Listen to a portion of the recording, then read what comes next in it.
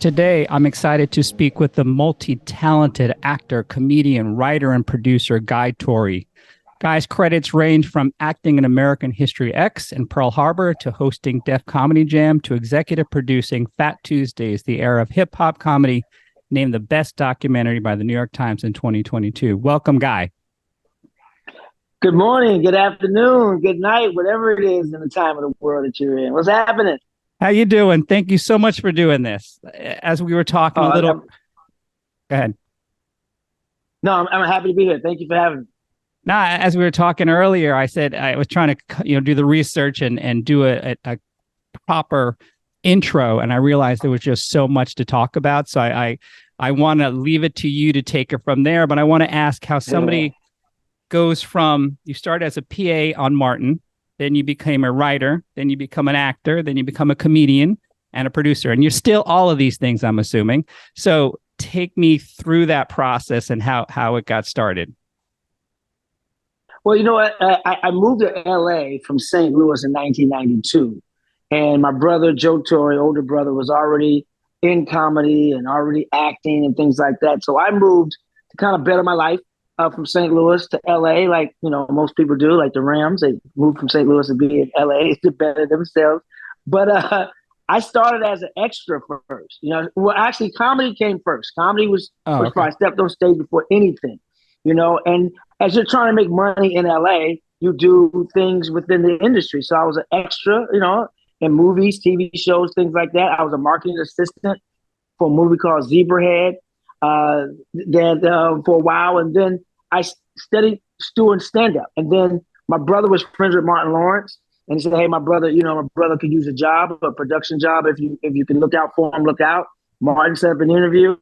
And I was a PA on the Martin show. And I always say that was probably the most important job I ever had because it taught me the business. It taught me what producers are and what producers do and what directors do and actors and how to act on the set and the lingo on the set and all that type of stuff. Even though I was basically a gopher, in production assistant. So I was, getting scripts and running errands and things like that.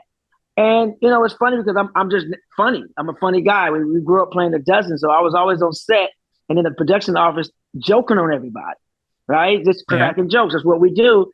So the writers would come out of the room to get jokes from me to put in the script, kind of like punch up. And that's how the writing part came. Ended up writing the episode of Martin because a writer's assistant at the time was writing a spec script, and we joined forces and ended up writing the episode of Martin. So that's how the writing part came. And then I went on to just start do stand-up full time. And then when you do stand-up full time, the next level is start acting. So you get a manager and you get an agent, and then you start auditioning, and then you become an actor. But comedy has always been, the hub. It's always been the through line, the foundation, the girl that brought me to the dance. Of that. It's funny. I was telling Carl, I was watching American History X the other day looking for you. I was like, but you were real serious there. I wasn't as funny as, not as much of the comedy. But no, this is amazing. So you then got your funny story about that. Yep. Funny story about that. I created Phat Tuesdays, during that period in 1995, during that period of being a comedian and coming off of being a PA and things.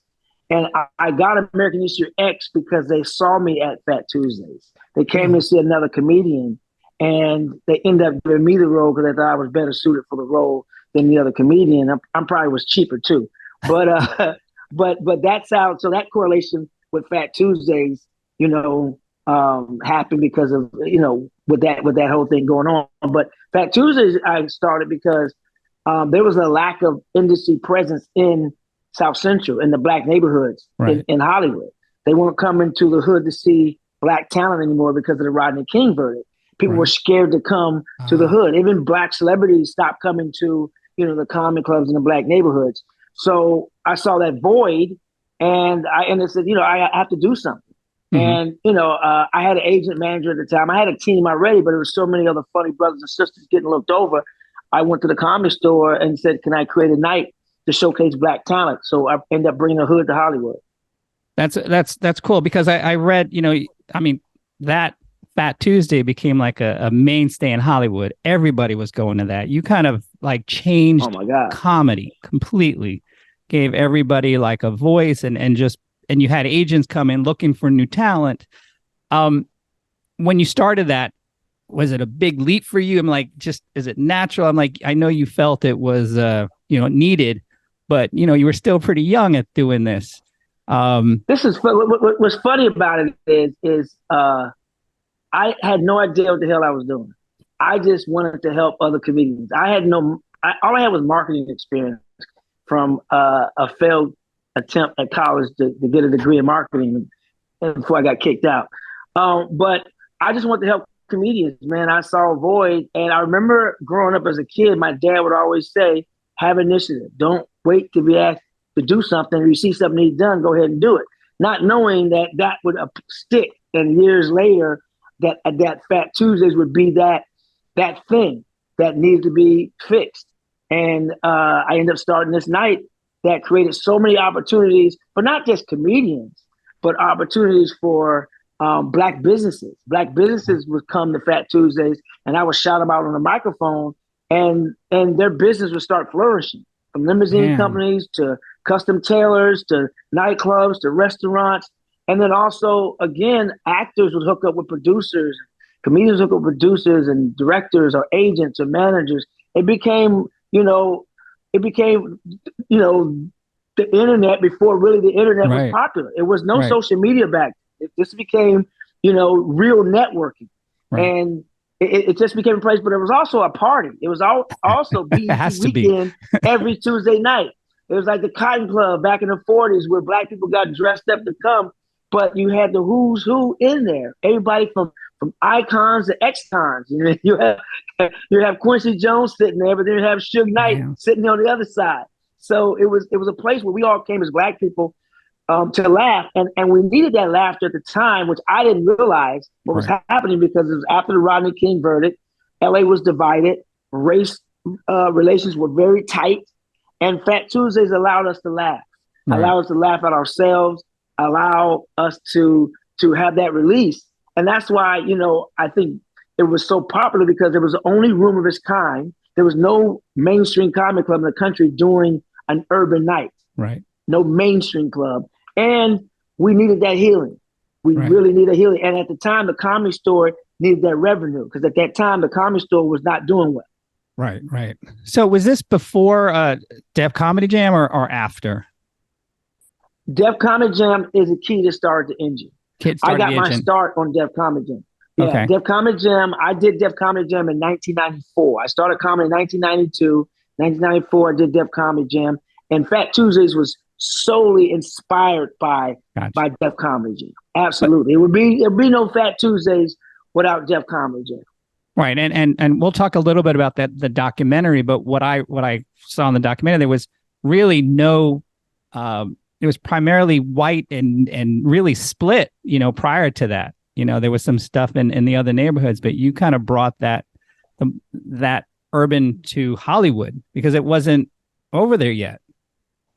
Right. It wasn't. I mean, there was a couple of attempts to do it. Eddie Griffin attempted to do a night there and it didn't go, it ended abruptly. And so that opened the door for Fat Tuesdays to come in and do it the way that I did it. Eddie has his brand. I learned the way to do it. Like I said, it was definitely an assignment from above that I didn't know I was thrust into. I'm glad God chose me to do it.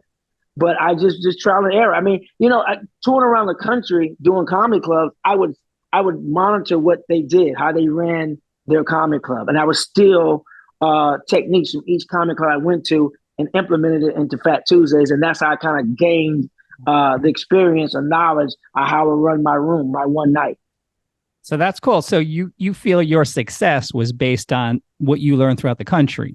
So you would just kind of bring all that together, and nobody else was doing that. I never ran a business before. I was only 3 years in the stand-up game. What did I know? Right. And so I was just a sponge, and I absorbed everything I could absorb by going to other comedy clubs and seeing how they operate, and just also just instinct or whatever your gut, your third eye. I call it your spirit, whatever your spirit tells you to do, and you go with that. So what would you say are some, there's probably a lot, but what would you say are a few things that you brought to Phat Tuesdays that nobody else was bringing that you had seen from other locations? Well, first of all, beautiful women. Oh, that'll do it. And I say that because my staff was mostly women. Other than security, my staff was mostly beautiful women. And I know when they're beautiful women, guys are going to come out. Smart. And when guys come out, women are going to come out, right? Women are going to come out to see the guys. So my staff, they just weren't pretty faces. They were really smart women, pretty faces, people friendly, welcoming. So that worked, you know. And so, you know, all the guys would come, and also the celebrities would come. You know, the NBA players, the actors, the singers, the producers, the writers. So I created an environment where it was like a nightclub in a way. It's like the Studio 54 of comedy, basically. Mm-hmm. And it was good energy. It was there was no food at the time because the comedy store didn't serve food, but it was drinks. Definitely drinks. No food and comedy. And right. and you know, and after a time, I learned how to build a lineup. You know, put the right lineup together to attract people because they weren't coming there to see me. I mean, I helped, you know, orchestrate the show. I hosted, but at the same time, I put funny people on the show that made people want to come and laugh every week. Wow. How much of this do you think is, looking back, would you say is instinct versus, you know, a planned out thing? Would you say like 50-50 or you just kind of there was no plan. No plan. No there plan. Was kind of no plan. I was flying by the seat of my pants. You know, there was no plan. My plan was just to help, and however I was going to help people get discovered or get seen or get signed to a manager, get signed to an agent, book a movie role, book a TV show, whatever. However I could do that, I was going to do. So by hook or by crook, I was going to make sure that I provided a platform for Black comedians. I love that. And a few white ones slip through the cracks too. So, this is great for anybody listening because, you know, everybody thinks they have to have it all figured out, you know, put it all together. You know, even internally, we talk about this too. I want to do this. I want to do that. And you overthink it. You know, sometimes you just have to That's do me. it. I'm an overthinker too. You are. It doesn't sound like it. You know, now it's funny because when you're younger and you have that young energy, you know, you don't overthink. As you get older, then you start overthinking. That's true. If I knew then what I know now, I probably wouldn't have done Phat Tuesday, to be honest. When you're young and hungry and naive, sometimes that's the best energy because you don't know. And you just go. And you know, you just step out on faith and just know it's going to get done. But you gotta see the finish line. You gotta see where you're going to be. Don't see where you're going to be. See where you want to be. See where you're going to be. And when you see it, it's easier to go. It's easier to go because you've seen the finish line. But the finish line, it keeps moving. It keeps moving. And you want it to keep moving because it's not about the destination. It's about the journey. And sometimes, most of the times, the journey is the destination. Love that. And that, I think, you know, I've even read, it's like, you know, the destination, that's what keeps people happy. You know, it's like people think, well, if I get this, I'm going to be happier. If I get that, it's like you have to kind of enjoy that process. Yes. And I'm sure on the like first week or so or couple weeks, you're like, I don't know about it. I mean, were you in a moment you're like, I don't know how this is going to work out? You know, or were you like right off the bat, you're like, it's good? Yes and no. Yes and no. Because it's, you know, the show started at 8, right? It was an urban night. It was a Black night. We don't always show up on time. So at 8 o'clock, it'd be because a couple of people, you know, about 8:30, a few more people. And then by 9 o'clock, 9:15, packed. But so at first, I was like, I had those feelings at 8 o'clock, at 8:15, right? And it was all my money, which I had none. You had nobody behind you. Okay. I had nobody behind me. I had no money behind me but my own money. And I was on a Def Comedy Jam tour at the time. So it was my tour money that I was using to fund Phat Tuesdays and whatever we picked up at the door. I was just hoping I made enough money at the door to pay the comedians, pay the sound guy, and pay the cashier. I didn't make a dime a lot of those nights, but even though the room was packed. Right. Because I put the money back into Phat Tuesdays. Right. You know, I made my own flyers. I had no money for radio spots. There was no internet. I don't think MySpace was even around at that No. time when I started in 1995. So I did everything myself, and I had a few friends, comedian friends, who would help me pass out flyers.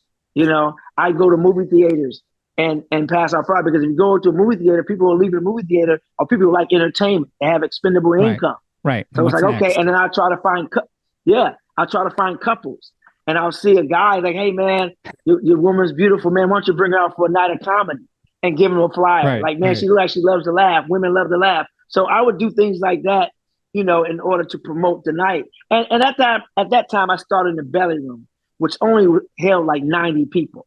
So it Okay. wasn't that hard. But then after it grew and we start turning people away, we had to move to a larger room, which was a 400-seater.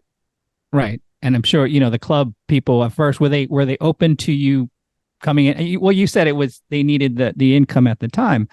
Were they open to you coming in easily, or did you have to like convince them? No, I think there was a little bit of a hesitation Hmm. in that. I had a manager at the time, Worthy Patterson, who was friends with Scott Day, who kind of was general manager of the Comedy Store and Booker. And they talked, and Scott Day, I owe him so much because he talked to Mitzi in the Comedy Store and he fought for it. And it ended up happening. And at the same time, like you said, the Comedy Store was kind of in the red at the time. And so this night, and they've seen success. Mitzi Hmm. Shore, the owner, rest in peace. They've seen success with an urban night before with Eddie Griffin. Yeah. They've Okay. seen what it can possibly do, right? It didn't last long, but they saw the potential of this night being great done on a consistent basis. So I came in, they gave me a shot, and I never looked back. I never looked back. Right. So it changed your life as well Because as a lot of other people. right, I knew how important that room was to Black comedians. And I was like, yo, I can't fuck this up. Because if I do, another person may not get a shot. So I gotta go, I gotta give 1,000% and make sure this night works. Wow. That's amazing. For those who want to know more, this will get us into our next topic, the actual documentary. Kind of outlines this. It's a 3-part series on Amazon Prime. Amazon. Yep. Kind of shows how it started and how it kept going, and all the different people that perform there. Definitely something to watch. I think people can really learn from it and kind of just see how you changed comedy, basically. Well, I mean, it was an assignment. I give all credit to God. Okay. I was just glad, like I said earlier, He chose me to carry it out. And it's what we're supposed to be doing. Mm-hmm. It's nothing to be proud of. It's nothing to pat yourself on the back about. We're supposed to be helping people. We're supposed to be helping other humans. And so it's par for the course. And it's comedy. I love what I do. I grew up playing the dozens, mama jokes on the school bus, mama jokes on the playground, in the park. So you grow up with this. It was natural. Comedy was a gift God gave me. My purpose was to help others, to serve. So you put those two together, and you got Phat Tuesday. You got magic. Damn. All right. This is very cool. So, you still do this now, right? I mean, I know everybody needs to know you do comedy. You travel the United States. Do you still? Well, I shouldn't say this because I do know you still put these nights together. I know you did Essence Fest. It's not. Yeah, I did. Essence Fest was great because Essence Fest was so monumental and such a staple, legendary in the Black community. And I had never been. And to go to Essence Fest for the first time with the Phat Tuesday brand was just epic, Carmen Jones really, worked at Essence at the time, and she worked it out, and she fought for it, and she convinced them to do, a series of Phat Tuesday shows at Essence Fest to do comedy. And so I was able to curate the comedy at Essence Fest, and it was great. And so I've been doing them a little bit in different places. I have one coming up in St. Louis. I have another one coming up in LA for my birthday. So it's not every week like it was, back in the day, but it's bigger, badder, fatter Phat Tuesdays. And it's in a bigger venue. Yeah. So if somebody wants to go to a Fat Tuesday and follow it throughout, depending on their city, how would they just follow you on Instagram? Follow me on Instagram, Facebook, Guy Torry, Guytorry, and I'm always posting either my standalone stand-up shows on the road with myself or definitely Fat Tuesdays. That's the brand. Very cool. Now, are you still acting? Are you still doing that too separately? Are you all comedy now or Good question. Good question. Acting is something I love. I don't like the business of it. And I'm back and forth with it, 1 foot in, 1 foot out. Gotcha. Then sometimes the politics in acting turns you off. And I think because I have the other outlet of stand up and producing now, I don't have to rely on acting. Right. I love it. Don't get it wrong. But it's the process that I'm I know too much. Right. Well, I know too much now. Right. It's early the craft. in my career, I didn't know how the sausage. Right. Exactly. Like I didn't know how the sausage was made early in my career. Now I know how the sausage is made, and the politics is like, right.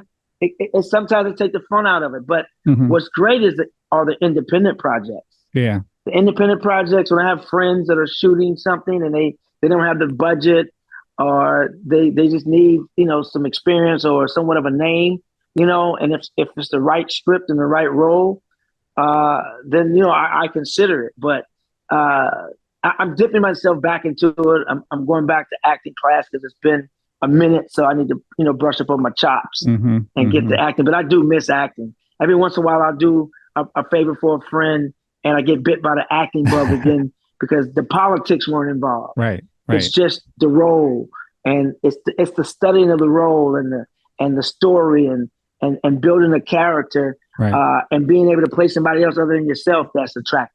Right. I mean, it's still the creative process. Right.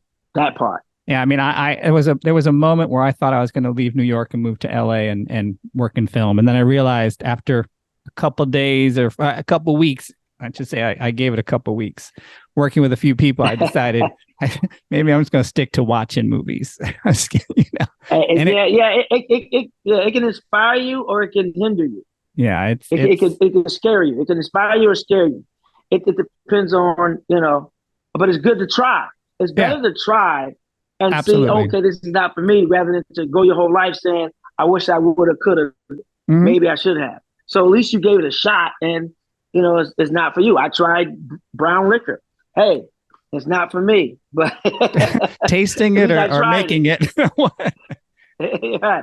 Now vodka tequila, okay. You got I'll do vodka. That's not vodka in your cup, is it, this morning? No. This is actually mushroom coffee. Okay. It keeps me so looking young and pretty. That is true. That is true. A lot of comments about how good you look at your age. So if you were to give advice to somebody starting out, all right, so say they wanted to do their own show, even acting, because I think there's so much similarity to somebody starting out. Like when you're young, you don't know better or you're hungry, but I know people can go in the wrong direction and, everybody's in the hustle and, it meanders along. What advice would you give somebody starting out who wanted to do something similar to what you're doing? Any one of the pieces that you've done? I mean, I would say research it first. Find out if I always say this: would you do it for free? Oh. Would you do it for free? If you would do it for free, then that's something that you love to do, right? Don't do it for free, but would you do it for free? And if the answer is yes, then you go toward that, whether it be acting, whether it be directing, whether it be writing, whether it be stand-up. If you would do it for free, then do it. Get into it. Dive into it. Research it. We have the internet now. There's no reason why you shouldn't know anything about whatever craft, whatever field you want to go into. There's no excuses at all. And almost every city has a comedy club or a comedy night and an open mic. If it's stand-up, read books on stand-up. Study comedians. Watch specials, right? Go to your open mics. Write every day. Find out what your point of view is. Tell your story. If this is a stand-up thing that you want to do, try it. If you like it, then go in. Study your favorite comedians, because usually your favorite comedians That's where your point of view is and your sensibility is. So you study, you know, that person, that male, that female, that other pronoun, um, whoever what you would like to call yourself. Study that person, and then and just go up. And then if it's writing, you know, research writing. If you can take some courses on screenwriting, buy books on screenwriting, do a tutorial on the internet now, on YouTube, whatever. It's so many Right. outlets out there where you can learn, you can do it. So whether it be directing or whatever, even if it's like, I always tell people this, I always travel. And they say, well, you know, I don't live in Hollywood. How can I do it? I said, I don't care if you're in Tupelo, Mississippi, right? Find somebody in that town. If you want to be a writer, find somebody in that town who's an actor. Find somebody in that town who's a director. Find somebody in that town who wants to shoot, right? All you all get together like Voltron and create a project, right? The writer gets with the actor. The writer writes the script. The actor acts in it. The director directs it. The cinematographer shoots it. The editor edits it. You all five now have something for your reel. You all have something to show your contribution to that. There's no excuses to wait on Hollywood, to wait on New York. No, do it yourself. These phones, these cell phones now, you can do amazing things with these laptops and these iPads and or tablets.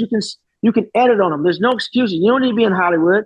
You don't need to be anywhere. Find people in your area that want to do the other things, and you all come together and put your own project together. And what that is it shows someone in the industry that you're serious. It shows them your style. It shows them your work, whether it be the writer, the actor, the editor, the director, cinematographer. All your work is there. Oh, I wrote that script.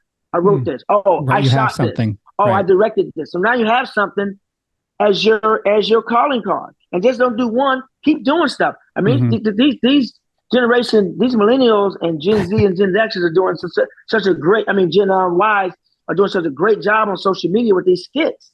Yeah. It's amazing what they're doing. Yeah. I wish I had it when I was coming up. We just had to do it the old-fashioned way and grind and earn it. But what they're doing now with social media is amazing. Yeah, I agree. I mean, I grew up similar in age to you back in the day. You're doing something in creative field. You know, you had to seek these people out. You couldn't. Right. It was definitely much harder. You really had to go out of your way. You may have had to go to New York. Like I came to New York. You had to go to LA to even meet the people. Now you you said, you can just go online. You can find somebody probably down the block from you who's doing something or connect with somebody. Exactly. They'll find you. And you know what? The good thing about that is that they can do it now. It eliminates the casting couch.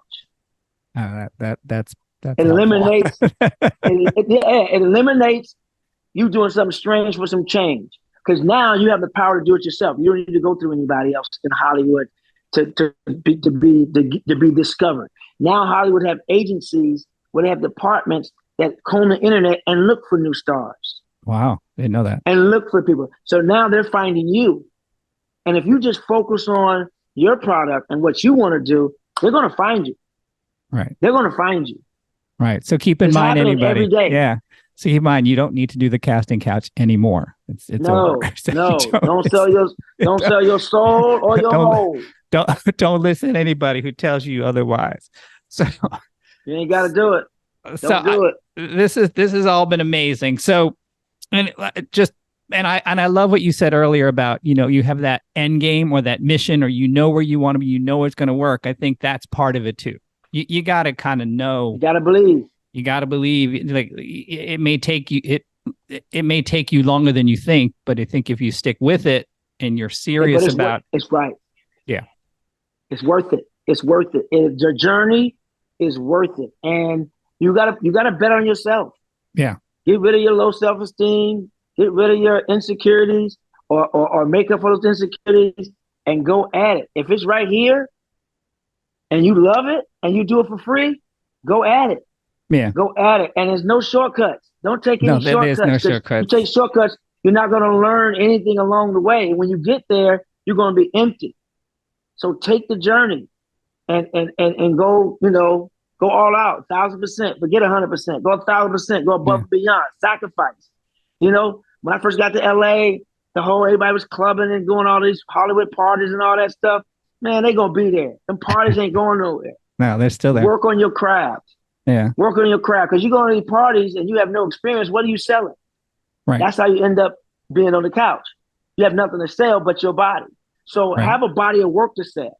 Have a craft that you already have and sell that rather than selling the other crap.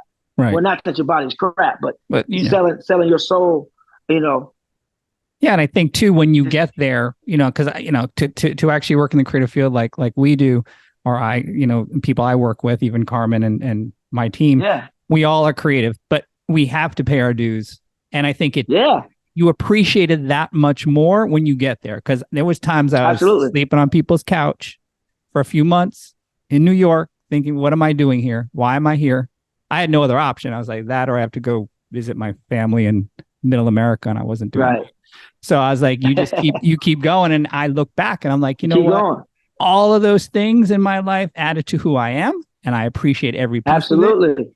Part of me misses that old New York, but we are where we are, and I have I've made a solid foundation, like yourself, you can call up anybody and say, I got to put something together, because they know you're real. They know you put your time in. Right. Exactly. They know I'm gonna give 100%, 1,000%. They know I'm gonna come with it. I'm not gonna shortchange you. Because it's my craft. It's what I love to do. It's the gift God gave me. So I'm not going to cheat the gift. I always say this: you got to have Mamba mentality with your gift. Mm-hmm. Mm-hmm. You got to have Mamba mentality with your gift. Kobe Bryant loved basketball so much that he was willing to alienate friends, family, and fans to be in the conversation of who's the GOAT. Right.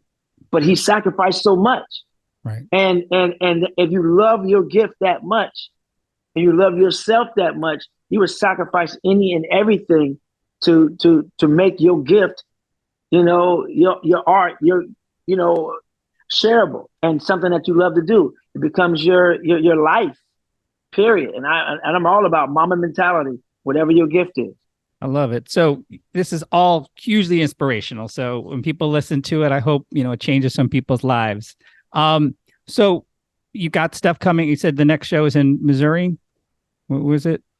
Yeah, I'm doing a Fat Tuesday show in St. Louis in December. I'm doing another one for my birthday in January in LA, and we're looking to take it out on tour. There's Fat Tuesday podcast coming, Fat Tuesday radio coming, and other projects under the Fat Tuesday brand that I'm creating. So it's going to be fat. It's getting fatter and fatter. We have to start calling it Obese Tuesday in a minute, because it's getting fatter and fatter. You have to go into Wednesday. Swollen by the cola. Yeah, right. It's going to spill over into other days of the week. There you go. So so those are the things people need to look out for. Depending on when you're listening to this. Like I said, keep looking at your social media, keep following you, and just follow you and see whatever city you're in, or whatever time frame. I'm sure they're going to find some Fat Tuesday, and I'm sure you'll be acting in something. Sounds like soon. Don't know what, but something soon. And if you haven't seen the podcast, it's on Amazon Prime. Like you said earlier, we got Best Documentary of 2022 from the New York Times. We got 100% on Rotten Tomatoes, which I didn't know that was a thing until someone said, "Yeah, I got 100% on Rotten Tomatoes." Like, wow, does that not happen often? I didn't even know that. But 100% on Rotten Tomatoes. We were up for the Emmy. We were in the running to get the nomination, and we fell a little bit short, but that's okay, because the true reward and award for me is the younger comics, the millennials and the Gen Y and Gen Xers coming up to me saying, "Wow, I saw the documentary. I'm inspired. I'm starting my own room. Right. Oh. I'm going to help other comedians as well." To me, that's the award.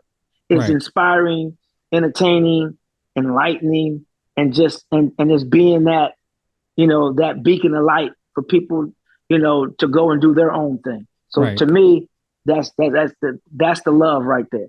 Those are the flowers. No, everybody should watch it. Like I said, I've watched the 1.5 episode. I'm going to watch the rest of it.